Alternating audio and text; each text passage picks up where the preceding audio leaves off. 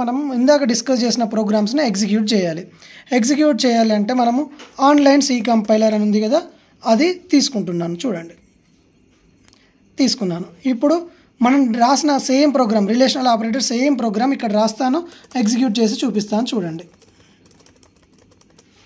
ఏం తీసుకున్నాను, 2 వేరియబుల్స్ తీసుకున్నాను, ఇంట్ a, b అని తీసుకున్నాను. రైట్. సో డైరెక్ట్గా ఏ వాల్యూ, ఒక వాల్యూ తీసుకున్నాను. ఏ వాల్యూని 10 అని తీసుకున్నాను.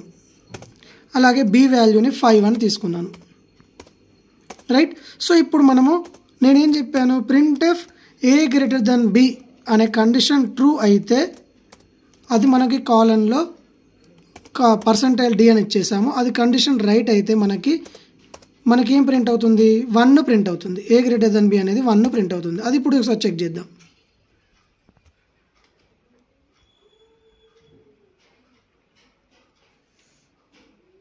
సో ఇప్పుడు మనకి a greater than b 1 అని వచ్చింది కదండి. చూడండి, ఇక్కడ a greater than b 1 అని వచ్చింది. అలాగే a less than b, a greater than or equals to b, a less than or equals to b అన్నీ రాద్దాం. సో నేను ఏం చేస్తానంటే సింపుల్గా ఈ printf స్టేట్మెంట్ తీసుకొని నేను ఇది కాపీ చేస్తున్నా. ఇది 3.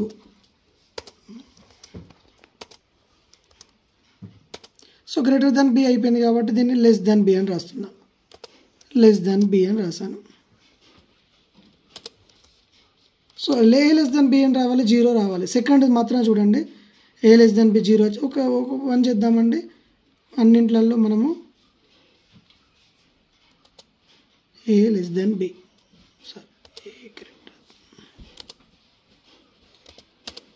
ఏ లెస్ దెన్ b.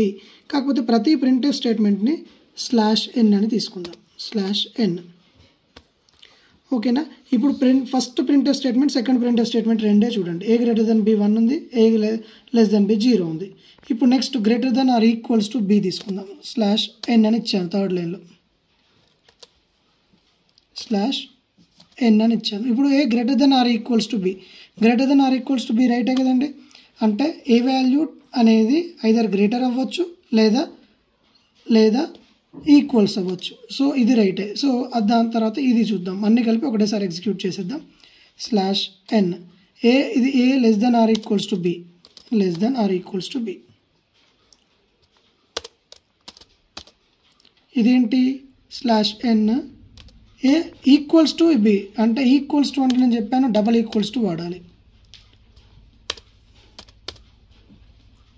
లాస్ట్ది ఏంటి, a not equals to b. /n a not equals to b, not equals to b అన్నాను.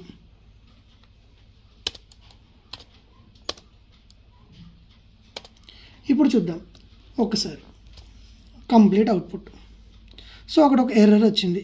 ఏంటి ఆ error, a greater than or equal to b /n a greater than or equal to b :d. అక్కడ ఏం చేసాము, ఒక double quotes అనేది miss చేసాం, అందుకే అలా వచ్చింది. ఇప్పుడు ఇంకోసారి కంపైల్ చేద్దాం. ఇంకో చోట మిస్టేక్ ఎర్రర్ వచ్చింది. ఏ ఈక్వల్ టు b అని వచ్చింది ఇక్కడ ఎర్రర్.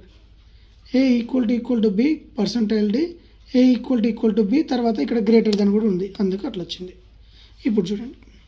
సో చూడండి, ఏ ఫస్ట్ ఏ గ్రేటర్ దెన్ b, ఏ అనేది 10, b అనేది 5.